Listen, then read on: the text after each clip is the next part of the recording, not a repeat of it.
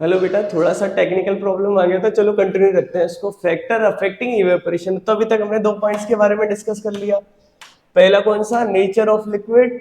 And second is surface area of liquid. इसका मतलब क्या है कि जैसे ही किसी भी लिक्विड का सरफेस एरिया बढ़ेगा उसकी इवेपोरेशन की रेट बढ़ जाएगी। इसके अंदर शायद किसी भी बच्चे को डाउट नहीं होना चाहिए। मैंने बताया था ना कि एक मैंने छोटा सा बीकर लिया, उसके अंदर फिल कर दिया वाटर। फिर मैंने क्या करा, टब लिया, सेकंड टाइम उसके अंदर वाटर फिल कर दिया। दोनों के अंदर वाटर कितना है? 100 ml। 100 ml। तो सबसे पहले इवेपोरेशन किसका होगा? सबसे ज्यादा। बोले सर इसका होगा सबसे ज्यादा इवेपोरेशन।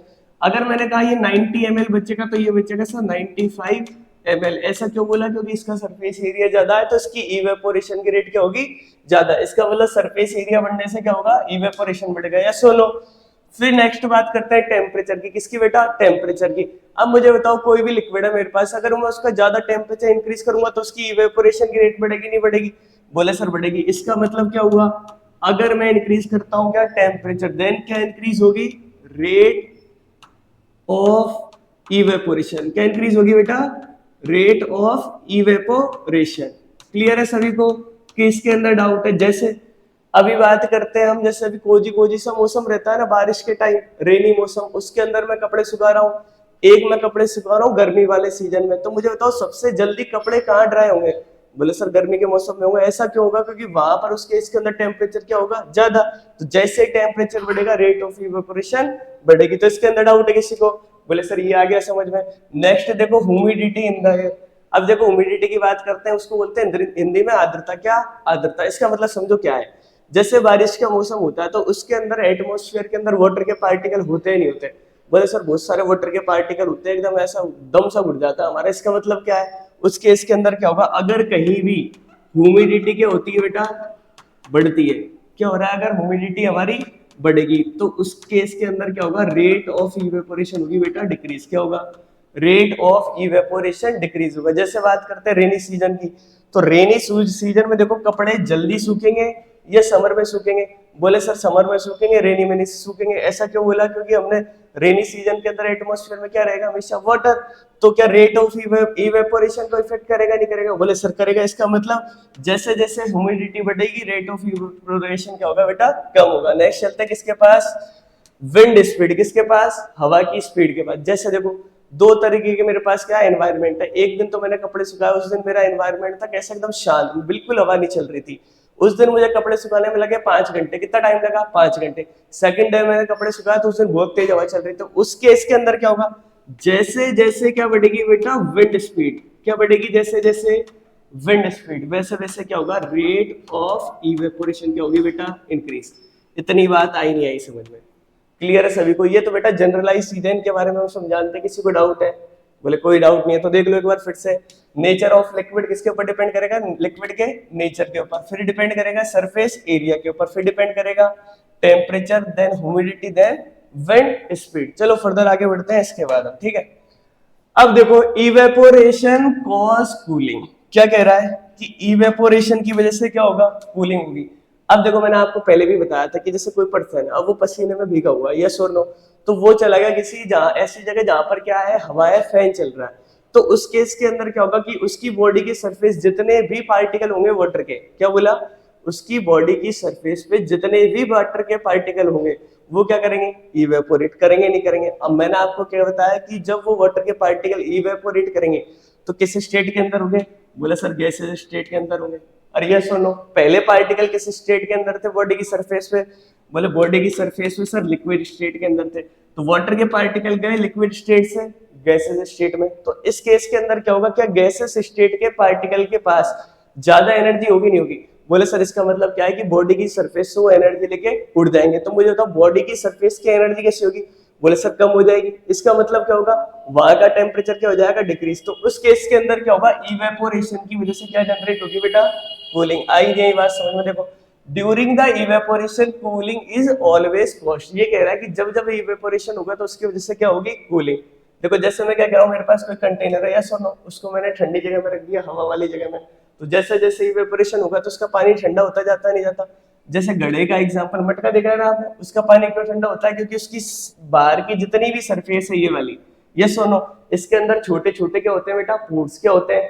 तो यहाँ से भी पानी इवेपोरेट होता रहेगा और इसके ऊपर वाले सरफेस से भी पानी इवेपोरेट होता रहेगा। तो इस केस के अंदर क्या होगा, इस केस के अंदर इवेपोरेशन की रेट ज्यादा होगी कंपेरेटिवली किसी मेरा आयरन का या स्टील का बर्तन है उस केस के कंपेयर में, ठीक है। जैसे मैंने चाय की बात करी, तो चाय को मैंने एक प्याली में ले लिया, यस और नो, तो मुझे बताओ वो चाय जल्दी ठंडी होगी या कप के कंपैरिजन में लेट ठंडी होगी? बोले सर कप के कंपैरिजन में तो जल्दी ठंडी होगी। ऐसा क्यों? क्योंकि मैंने इसको पहले आपको रीजन बताया। इसका क्या रीजन बताया मैंने आपको? रेट ऑफ इवेपोरेशन बढ़ेगी अगर सरफेस एरिया बढ़ेगा। तो मुझे बताओ कप का सरफेस एरिया दिख रहा है आपको, इस प्याली का सरफेस एरिया दिख रहा है, इस पॉट का? बोले दिख रहा है सर, इसका सरफेस एरिया ज्यादा है तो इस वजह से क्या होगा, ज्यादा कूलिंग। जैसे पानी का गिलास है, गर्म पानी का गिलास मैंने एटमॉस्फेयर में रख दिया, उसको कहीं भी रूम के अंदर रख दिया, तो ठंडा होगा नहीं होगा? बोले होगा सर, क्यों? क्योंकि इवेपोरेशन होगा। जैसे हमारे कपड़े हो गए, एसीटोन हो गया, स्प्रिंकलिंग, जैसे ग्राउंड के अंदर पानी स्प्रिंकल करते हैं ना, तो ग्राउंड होता है ना जो हमारा, वो क्या हो जाता है धीरे धीरे ठंडा, क्योंकि वहां से पानी का क्या होगा, इवेपोरेशन। तो इसके अंदर किसी को तकलीफ है? बोले कोई डाउट नहीं है सर, आगे चलो। अब चलो नेक्स्ट चलते हैं आगे। अब देखो अभी तक हमने मैटर की कितनी स्टेट डिस्कस करी है? बोले सर 3 स्टेट डिस्कस करी। कौन कौन सी? Solid, liquid, gas. फिर से बोलो कितनी स्टेट डिस्कस करी है? बोले सर 3 करी है। कौन कौन सी? सॉलिड, लिक्विड और गैस। अब देखो इसके अलावा 2 स्टेट और होती है। फर्स्ट का नाम क्या है? प्लाज्मा। एंड जो हमारी सेकंड स्टेट है वो क्या है? बीसी। पहली कौन सी होगी? प्लाज्मा और बीसी। मतलब टोटल कितनी स्टेट हो गई? सॉलिड, लिक्विड, गैस, प्लाज्मा और बीसी। तो टोटल नंबर ऑफ स्टेट हो गई मेरी 5। कितनी हो गई? अब बोले सर ये प्लाज्मा बता दो, ये तो हमारे कोर्स में भी नहीं, आप डायरेक्ट बता दो क्या होता है प्लाज्मा। देखो बेटा प्लाज्मा कुछ नहीं, मेरे पास क्या है, कोई भी एटम है। क्या है? कोई भी एटम। अब मुझे बताओ इसके न्यूक्लियस के अंदर क्या क्या होगा? बोले सर एक तो प्रोटॉन होगा और एक न्यूट्रॉन होगा। इसके शेल के अंदर क्या होगा? बोले सर इसके शेल के अंदर होते हैं इलेक्ट्रॉन। क्या होते हैं बेटा? इलेक्ट्रॉन। तो मैंने कहा ये मैटर चला गया एक्साइटेड स्टेट में। किस स्टेट में चला गया? Excited state. इसका मतलब क्या हुआ? बोले सर ये जो एटम है ना, एटम, तो जैसे मैं बात कर रहा हूँ सन पे, तो सन पे गैस ही तो है, सन क्या है? गैस का गोला। तो वहां पर क्या बहुत ज्यादा हीट है या नहीं है? तो ये एटम क्या करेगा? बोले सर ये लेगा हीट। क्या लेगा? ये हीट को क्या करेगा? एब्जॉर्ब करेगा। क्या करेगा? हीट को एब्जॉर्ब। और बोले सर ये एक्साइटेड स्टेट में चला जाएगा। किस स्टेट में चला जाएगा? Excited state. तो मैं क्या कह रहा हूँ कि मेरे पास क्या है, कोई भी एटम वो हीट एब्जॉर्ब करके किस स्टेट में चला जाता है? एक्साइटेड स्टेट में। जैसे मैंने कहा सोडियम का एटम है। किसका एटम है? सोडियम का एटम। तो एक्साइटेड स्टेट में जाने का मतलब क्या? ध्यान रखना, कभी भी किसी भी एटम के अंदर से प्रोटॉन और न्यूट्रॉन को हम निकाल नहीं सकते, केवल किसको निकाल सकते हैं? इलेक्ट्रॉन को। किसको निकाल सकते हैं? इलेक्ट्रॉन को। तो इसका मतलब जब ये हीट एब्जॉर्ब करेगा तो इसके अंदर से कौन सी चीज निकलेगी? बोले सर इलेक्ट्रॉन निकलेगी। प्रोटॉन न्यूट्रॉन तो इसके अंदर फिक्स होते हैं, इसके अंदर डाउट है किसी को? बोले नहीं है। तो Na का एटम क्या करेगा? एक इलेक्ट्रॉन को डोनेट कर देगा। अरे करेगा या नहीं करेगा? बोले सर कर देगा। तो मुझे बताओ जो हमारा अभी सोडियम था, क्या वो आयन के अंदर कन्वर्ट हुआ नहीं हुआ? बोले सर हो गया। अब क्या बन गया हमारा? बोले सर अब बन चुका है हमारा सोडियम आयन। क्या बन गया? Sodium ion. प्लस बच गया हमारे पास क्या? एक इलेक्ट्रॉन। इसका मतलब क्या हुआ? एक एटम से मुझे कितनी चीजें मिल गई? 2। एक तो मिल गया मुझे आयन। क्या मिल गया? आयन। और दूसरी चीज मिल गई मुझे इलेक्ट्रॉन। पहली चीज क्या मिली बेटा? आयन। दूसरी चीज क्या मिल गई मुझे? इलेक्ट्रॉन। तो जो हमारा आयंस प्लस इलेक्ट्रॉन्स का जो ग्रुप है उसी को क्या बोलेंगे हम? Plasma state. क्या बोलेंगे? Plasma state. इसको देख लो एक बार। Plasma is a mixture of free electron and ions. क्या कह रहा है? प्लाज्मा किस किस चीज का मिक्सचर है? बोले सर एक तो फ्री इलेक्ट्रॉन होता है उसका मिक्सचर है, प्लस आयंस का मिक्सचर है। पता चल गया फ्री इलेक्ट्रॉन कहां से आएंगे? बोले सर एटम से आएंगे। आयंस कहां से बनेगा? बोले एटम से बनेगा। ये दोनों बनेंगे कैसे? कि सर एटम होता है ना, उसके पास 3 चीज होती है, प्रोटॉन, न्यूट्रॉन और इलेक्ट्रॉन। तो जैसे हम इसके अंदर से इलेक्ट्रॉन निकाल लेंगे तो मेरा एटम किसमें कन्वर्ट हो जाएगा? आयन में। और एक इलेक्ट्रॉन मेरा क्या बच जाएगा? सेफ। तो इस केस के अंदर क्या क्या चीजें बच गई मेरे पास? आयन और इलेक्ट्रॉन। तो इनका ही कॉम्बिनेशन, इनका ही मिक्सचर, उसको क्या बोलते हैं हम? Plasma state. जैसे सन होता है नहीं होता? बोले सर सन होता है। तो सन पे हीट क्या होगी? बहुत ज्यादा होती है नहीं होती? तो उस केस के अंदर सन पे जितने भी एटम है, जैसे मैं कह रहा हूँ हीलियम का एटम है, हीलियम भी एक एटम, हीलियम गैस होती है, ठीक है, उसके अंदर से क्या निकल जाएगा? इलेक्ट्रॉन। बोले तो फिर तो सर सन की सरफेस पे बहुत सारे आयंस हो जाएंगे, बहुत सारे इलेक्ट्रॉन हो जाएंगे। बोले सर ये समझ में आ गया। तो इस केस के अंदर उसको क्या बोलेंगे हम? Plasma state. किस स्टेट में होगी वो चीजें सारी? प्लाज्मा स्टेट के अंदर, ठीक है। अब नेक्स्ट चलते हैं हम बीईसी। कौन सी स्टेट है बेटा हमारी? बीईसी। अब देखो 2 साइंटिस्ट है हमारे पास। एक तो कौन था? सत्येंद्र भाई। कौन था? सत्येंद्र भाई। दूसरा साइंटिस्ट था हमारा आइंस्टाइन भाई। कौन सा नाम है इसका? आइंस्टाइन। पहला कौन सा था बेटा हमारा? सत्येंद्र। सेकंड कौन सा था? आइंस्टाइन। अब इन्होंने क्या करा, एक आइंस्टाइन नाम का साइंटिस्ट है, उन्होंने एक चीज बताई कि यार मैटर होता है ना, उसकी तुमने 4 स्टेट तो बता दी, बोले सॉलिड बता दिया, लिक्विड बता दिया, गैस बता दिया और प्लाज्मा बता दिया। लेकिन अपन एक करेक्शन कर रहे हैं, अपन बता रहे हैं कि यार एक और स्टेट होगी जिसका नाम अपन क्या देंगे? बीईसी देते हैं, क्या देते हैं, बीईसी। तो उन्होंने कहा कि यार ये ऐसे ऐसे होगा, तो इसको भी क्या बोलेंगे हम, एक मैटर की स्टेट बोलेंगे। पर इनकी बात किसी ने नहीं मानी, आइंस्टाइन भाई साहब की। फिर बाद में आए कौन, सत्येंद्र नाथ बोस। कौन आया बेटा, सत्येंद्र नाथ बोस। इन्होंने कहा कि यार जो आइंस्टाइन भाई साहब ने बात बताई है ना यार, उसमें दम तो है। तो उन्होंने उस चीज को क्या कर दिया बेटा, जस्टिफाइड। क्या कर दिया, जस्टिफाइड। इसीलिए दोनों के नाम से, एक तो बॉस और आइंस्टाइन। सत्येंद्र नाथ बोस में से क्या ले लिया मैंने, बोस। अल्बर्ट आइंस्टाइन का आइंस्टाइन। और कंडेंसेट, इसका मतलब क्या हुआ, बीईसी। तो मैटर की फिफ्थ स्टेट कौन सी हो गई बेटा, बीईसी। इतना आया नहीं आया समझ में। तो टोटल हमने पढ़ ली कितनी, 5। फर्स्ट स्टेट कौन सी है, solid. Second liquid, third gas, fourth plasma, fifth BEC. चलो आगे चलते हैं इसके बाद। अब देखो, अभी तक हमने मैटर के बारे में पढ़ा, तो मैटर के हमने बहुत सारे कैरेक्टरिस्टिक्स पढ़ लिए। जैसे क्या पढ़ा, बोले सर मैटर पार्टिकल से मिलकर बना होता है, यस और नो। आई नहीं आई बात समझ में। अब हमारा एक चीज और है, उसको और कवर कर लेते हैं। अभी हमने जो पहले पढ़ा है उसके अंदर से एक टॉपिक और है, मुझे लग रहा है कि उसको भी आपको पढ़ लेना चाहिए। हालांकि मैंने उसको आपको कवर करवा दिया। देखो कि जो हमारा मैटर बना होता है किससे मिलकर बना होता है, बोले सर पार्टिकल से मिलकर बना होता है। जो पार्टिकल होता है ना बेटा, उसका साइज कैसा होता है, एक्सट्रीमली स्मॉल। मतलब बहुत ही ज्यादा क्या होगा, पार्टिकल का साइज छोटा। अब देखो इसको एक एक्सपेरिमेंट से समझते हैं। किससे समझ रहे हैं, एक्सपेरिमेंट से। तो मैंने एक बीकर लिया, क्या लिया, बीकर 250 ml का। कितना, 250 ml का। इसके अंदर मैंने 100 ml, कितना बेटा, 100 ml फिल कर लिया, क्या, वाटर। क्या फिल कर दिया, वाटर। आई नहीं आई बात समझ में। फिर उसके अंदर मैं क्या डालता हूँ, पोटेशियम परमैंगनेट। क्या डाल दिया बेटा मैंने, पोटेशियम परमैंगनेट। और इस बीकर के अंदर मैंने पोटेशियम परमैंगनेट डाल के क्या कर दिया, मिक्स। अब मैंने तुमको क्या बताया कि यार पार्टिकल का साइज कैसा होगा, छोटा होता है नहीं होता। तो बताओ इसका लेवल बढ़ेगा या यही रहेगा। बोले सर ये जो बीकर के अंदर जहां पर मेरा लेवल आ रहा था ना 100 ml, जहां मैंने मार्क किया था, अभी भी लेवल मुझे वही मैच होगा। बोले इसका मतलब क्या हुआ, कि बोले सर पार्टिकल के साइज छोटे होते हैं। पर सर इससे डाउट है, इससे हमको समझ में नहीं आया, कोई एक्सपेरिमेंट करके दिखाओ, कलर किया इससे तो हम समझ जाएंगे। तो देखो जैसे ही मैंने इसके अंदर पोटेशियम परमैंगनेट डाला वाटर के अंदर, तो इसका कलर चेंज हुआ नहीं हुआ। बोले सर हो गया, इसके अंदर कोई तकलीफ नहीं है। अब देखो मैं क्या करता हूँ, अब इस बीकर में से क्या करता हूँ, 10 ml, कितना बेटा, 10 ml ऑफ सॉल्यूशन में निकाल लेता हूँ। और फिर से क्या करता हूँ, एक दूसरा बीकर लेता हूँ, उसके अंदर से क्या करता हूँ, फिर से मैं 60 ml ले लिया, मान लो 100 ml, कितना भी वाटर ले लेता हूँ जितनी मेरी इच्छा है। उसके अंदर मैंने क्या करा, फिर से 10 ml के डाल दिया सॉल्यूशन। किसका सॉल्यूशन, पोटेशियम परमैंगनेट और वाटर का। तो हुआ क्या, बोले सर ये जो बीकर दिख रहा है देखो इसका भी कलर चेंज हो गया। बोले सर इसका थोड़ा सा डार्क है पर इसका लाइट सा लग रहा है हमको, यस और नो। फिर देखो फिर मैंने एक और बीकर लिया, फिर इसके अंदर से क्या करा, 10 ml सॉल्यूशन ले लिया और इसके अंदर डाल दिया पानी के अंदर। तो बोले सर इसका भी कलर चेंज हो गया। पर देखो सर इसका कलर सबसे ज्यादा डार्क है, फिर इसका लाइट है, फिर इसका लाइट है।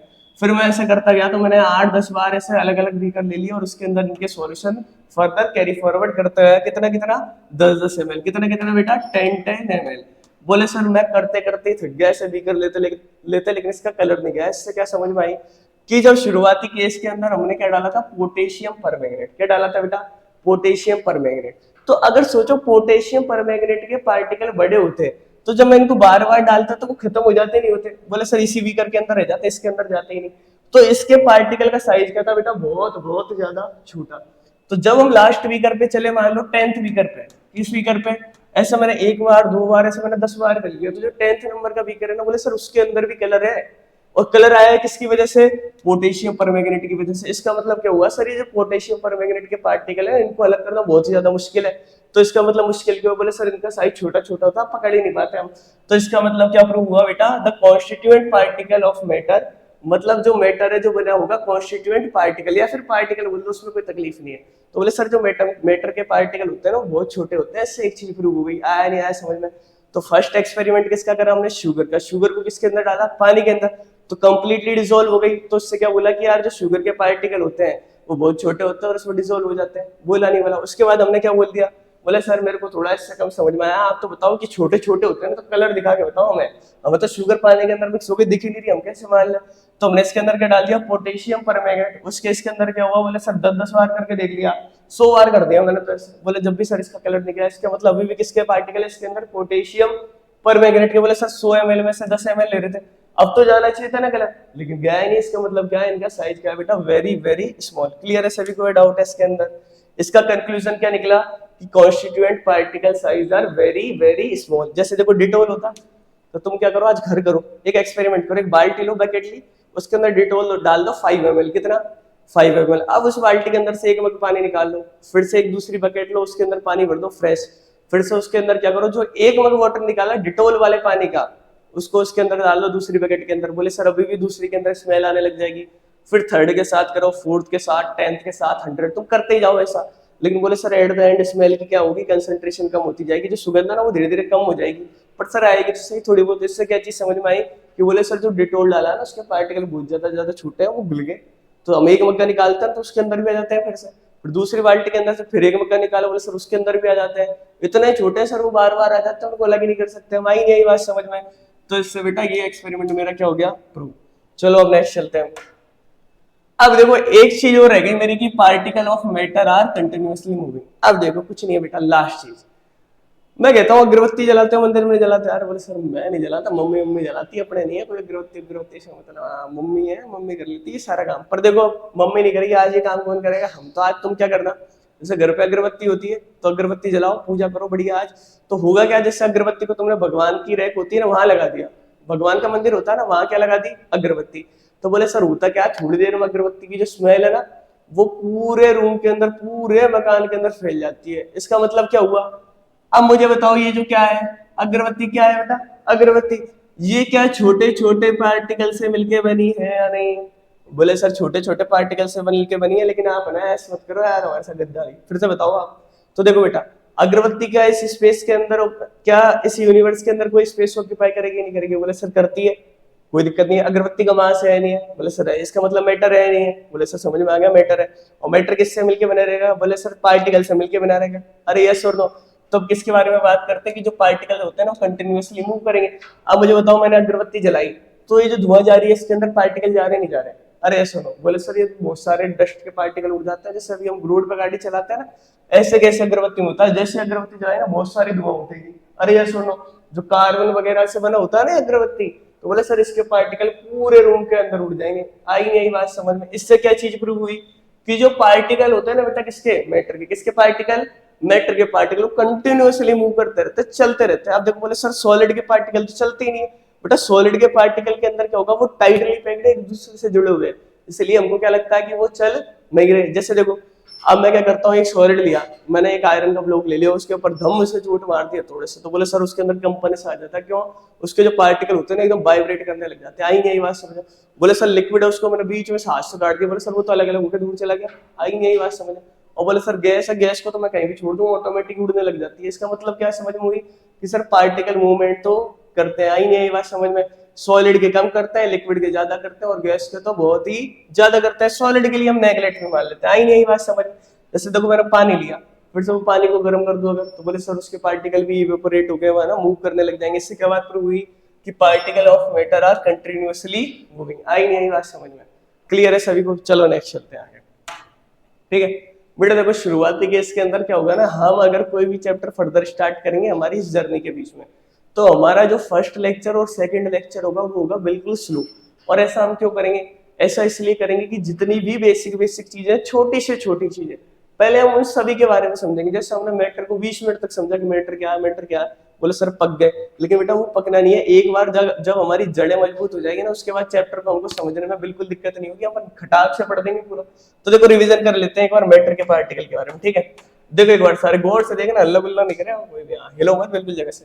Matter is made up of particle. बोले सर ये आपने बता दिया कि मैटर किससे मिलकर बना रहेगा, बोले सर पार्टिकल से, इसमें कोई तकलीफ नहीं है हमको, ये पूरा फंडा समझ में आ गया। ठीक है किसका एक्सपेरिमेंट देखा, शुगर और वाटर का, बोले देख लिया सर कोई दिक्कत नहीं है, वाटर के अंदर शुगर मिक्स कर दिया तो इससे क्या चीज प्रूव हुई, वो पार्टिकल डिसअपियर हो गए, मतलब इतने छोटे छोटे होते हैं वो। ठीक फिर उसके बाद constituent particle of matter are extremely small, मतलब बहुत ही ज्यादा क्या होंगे, छोटे। अभी देखा अपन ने एक्सपेरिमेंट KMnO4 डाल दिया किसके अंदर, वाटर के अंदर, बोले सर उसका कलर ही नहीं जा रहा पोटेशियम परमैंगनेट का। चलो ये आगे बात समझ में। Particle of matter have space between them. अब देखो जैसे शुगर डाली हमने पानी के अंदर, हुआ क्या, वो डिसअपियर हुई नहीं हुई। इसका मतलब क्या था, जो वाटर के पार्टिकल थे उनके बीच में स्पेस था, बोले सर था, तभी तो शुगर के पार्टिकल उसके अंदर जाके घुस गए, एकदम जगह ही नहीं छोड़ी उन्होंने। Particle of matter are continuously moving. बोला सर अभी अगरबत्ती तो बताइए, आपने भगवान की पूजा करवा दी, आज तो आपने हमसे नुकसान हो गया हमारा, 20 मिनट खराब हो गए, खराब नहीं काम आएंगे जीवन में। Particle of matter are continuously moving. जैसे अगरबत्ती जलाई तो उसके पार्टिकल सारे रूम के अंदर मूव कर गए, नहीं करके, बोले सर कर गए। फिर देखो particle of matter attract each other, मैंने तुमको बताया नहीं, बताया चौक होती है तो सॉलिड होती नहीं होती, किससे मिलके बनी रहेगी? बोले सर चौक तो मैटर है, तो मैटर पार्टिकल से मिलके बना रहेगा। तो मुझे बताओ पार्टिकल फैल जाते हैं अलग अलग, फिर चौक कैसे बनती है? उनको चिपकाया नहीं चिपकाया, और वो चिपके किसकी वजह से? क्योंकि जो पार्टिकल है उनके बीच में क्या अट्रैक्शन, जिसको क्या बोलते हैं हम, इंटर पार्टिकल अट्रैक्शन फोर्स। आई नहीं यही बात समझ में? क्लियर है सारा कॉन्सेप्ट कि किसी को डाउट है? चलो आगे देखते हैं, इसके बाद हम फर्दर। अब देखो एक बार रिवाइज कर लेते हैं, किसका? सॉलिड, लिक्विड और गैस का। अभी तक हमने पढ़ लिया सॉलिड क्या होता है, लिक्विड क्या होता है। बोले सर आपने तो बहुत सारी चीजें बता दी, आप तो एक हमको टेबल से बना के बता दो जिसको हम याद कर लेंगे, एग्जाम में नंबर आ जाएंगे, तो वो उनके लिए जुगाड़ है, बैक बेंचर्स के लिए। देखो अब बात करते हैं प्रॉपर्टी, जैसे shape, volume, compressibility, fluidity, rigidity. अरे आई नहीं यही बात समझ में? अब देखो सबसे पहले बात करेंगे किसकी? शेप की। किसकी बेटा? शेप की। तो मुझे बताओ सॉलिड की शेप क्या रहेगी? बोले सर डिफाइनेट रहेगी, फिक्स रहेगी, है ना। लिक्विड की क्या होगी? बोले सर जिस कंटेनर के अंदर डालेंगे उसी की लिक्विड अपनी शेप ले लेगा। गैस का क्या? बोले सर इसको भी आप जिस कंटेनर के अंदर डालोगे ना, गैस भी उसी की शेप ले लेगा। फिर आ जाओ वॉल्यूम। बोले सर सॉलिड का वॉल्यूम तो क्या रहेगा? फिक्स। बोले सर लिक्विड। बोले सर लिक्विड को भी आप किसी कंटेनर के अंदर डाल दो, 1 लीटर डाला तो 1 लीटर ही रहेगा। लेकिन गैस, बोले सर जितने बड़ी जगह में डालोगे ना उतनी बड़ी जगह घेर लेगी। इसका मतलब क्या है? इसका क्या वॉल्यूम फिक्स है? नहीं। बोले सर इसका वॉल्यूम फिक्स नहीं है। किसकी शेप ले लेगा? एक कंटेनर की शेप। यस और नो। फिर आ जाओ कंप्रेसिबिलिटी, मतलब किसी चीज को कितना दबा सकते हैं। यस और नो। तो बोले सॉलिड का तो क्या सर ऑलमोस्ट करने लग क्या ही दबाएंगे सर, सॉलिड बाउल हो जाएंगे हम दबा दबा के। लिक्विड की बात करो, लिक्विड की होती है बहुत ज्यादा, और गैस की होती है कंप्रेसिबिलिटी सबसे सबसे ज्यादा। फिर आ जाओ फ्लूइडिटी। किसकी बात कर रहे हैं? फ्लूइडिटी। फ्लूइडिटी मतलब बहने का गुण, एक तरीके से कौन ज्यादा स्पीड से बहेगा। तो सॉलिड के अंदर फ्लूइडिटी मिलेगी नहीं, क्यों? क्योंकि सर सॉलिड तो रिजिड होते हैं। लिक्विड के अंदर मिलेगी? बोले सर मिलती है। गैस के अंदर क्या बताओ? गैस भी एक जगह से दूसरी जगह उड़ के चली जाती है, नहीं जाती? उस कैरेक्टरिस्टिक्स को भी क्या बोलते हैं अपन? फ्लूइडिटी। इसका मतलब गैस के अंदर भी क्या मिलेगी? फ्लूइडिटी। बोले सर जैसे मैंने 1 kg ऑफ सॉलिड ले लिया, 1 kg ऑफ मैंने क्या ले लिया? लिक्विड, एंड 1 kg ऑफ मैंने क्या ले लिया? गैस। तो सबसे ज्यादा जगह कौन घेरेगा? बोले सर सबसे ज्यादा जगह गैस घेरेगी। तो मुझे बताओ जब वॉल्यूम बढ़ेगा तो डेंसिटी घटेगी नहीं घटेगी? तो सबसे ज्यादा डेंसिटी किसकी होगी? सबसे कम डेंसिटी किसकी होगी बेटा? गैस की। सबसे ज्यादा होगी सॉलिड की। और मीडियम किसकी होगी बेटा? लिक्विड की। आई नहीं बात समझ में? डिफ्यूजन की बात करते हैं। बोले सर जिसके पार्टिकल दूर दूर होंगे वो ज्यादा डिफ्यूजन शो करेंगे, तो सबसे ज्यादा कौन करेंगे? गैस। उससे कम लिक्विड, और सबसे कम सॉलिड। Free surface. बोले सर सॉलिड होता है ना, उसको तो क्या उसके पार्टिकल चिपके रहते हैं एक दूसरे के साथ, तो उसकी सारी सरफेस ही फ्री एक तरीके से।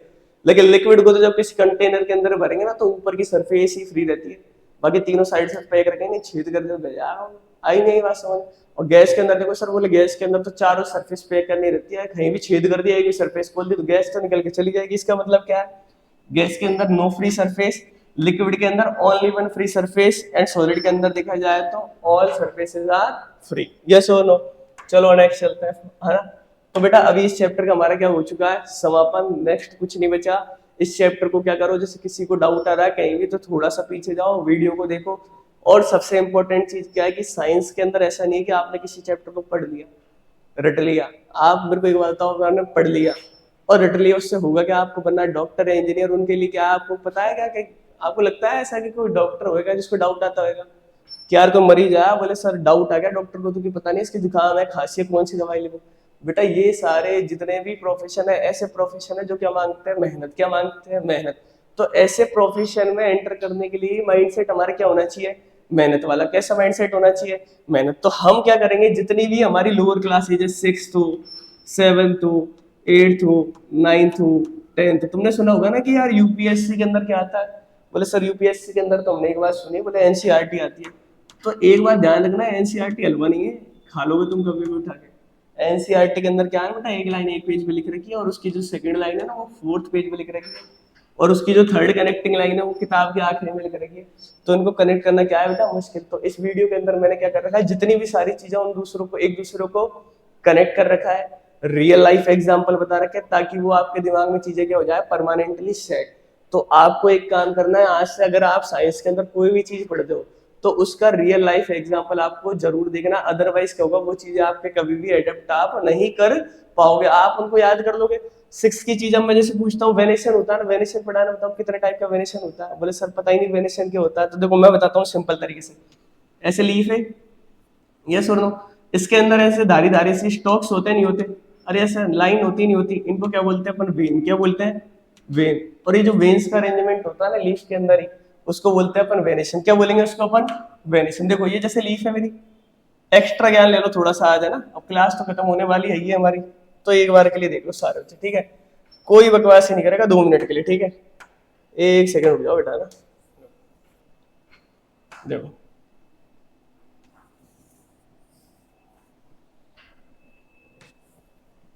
मैंने क्या बना दी बेटा, एक लीफ। क्या बना दी, लीफ। आई नहीं आई बात समझ, बोले सर ये तो लीफ नहीं लग रही, तो मैंगो समझ रही है। लेकिन देख लो, अब लीफ के अंदर ऐसे स्टॉक लाइक स्ट्रक्चर रहते हैं नहीं रहते, ऐसे लाइन लाइन से रहती है ना, इनको क्या बोलते हैं, वेन। क्या बोलते हैं बेटा, वेन। क्या बोलेंगे इनको, वेन। बोले सर इतना समझ में आ गया, वेन। तो लीफ के अंदर जो वेन का अरेंजमेंट होता है ना, किस तरीके से होता है, जैसे मैं एक लीफ बना रहा हूँ, ठीक है, अभी देखना है। पर आई नहीं बस, इसके अंदर देखो मैं ऐसे कर देता हूँ लीव्स, ऐसे। अब मुझे मतलब मैं डायग्राम क्या, डायग्राम खराब बनते हैं अपने यार, डायग्राम ज्यादा अच्छे नहीं है, समझाते हैं अच्छा सपना आ नहीं आया बात समझ। एक लीफ में हो गई, एक लीफ में हो गई। अब मैंने क्या बोला कि ये जो डंडी डंडी सी दिख रही है इनको क्या बोलेंगे अपन, वेन्स बोलेंगे। क्या बोलेंगे, वेन्स। बोले सर इसके अंदर भी वेन्स है, इसके अंदर भी वेन है। बोले दोनों के अंदर वेनेशन है नहीं है। बोले सर पर दोनों के अंदर वेन्स का अरेंजमेंट अलग है, इसके अंदर तो देखो एकदम जाल सा बन गया, नेट सा। क्या बन गया, नेट सा। तो इसको बोलते हैं बेटा रेटिकुलेट वेनेशन। क्या बोलेंगे, रेटिकुलेट वेनेशन। क्या बोलेंगे, रेटिकुलेट वेनेशन, ठीक है।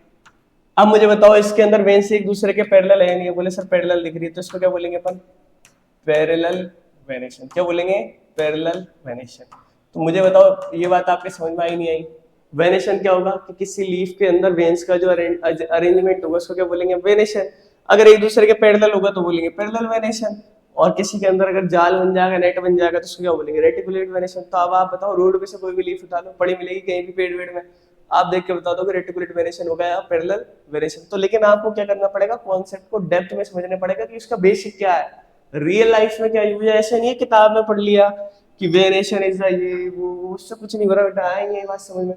तो इस लेक्चर के अंदर किसी को कुछ डाउट है कमेंट कर सकता है, उसका रिप्लाई कर देंगे।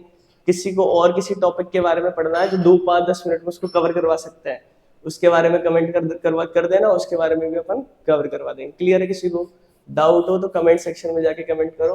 बाय बाय, टाटा, मिलते हैं ब्रेक के बाद।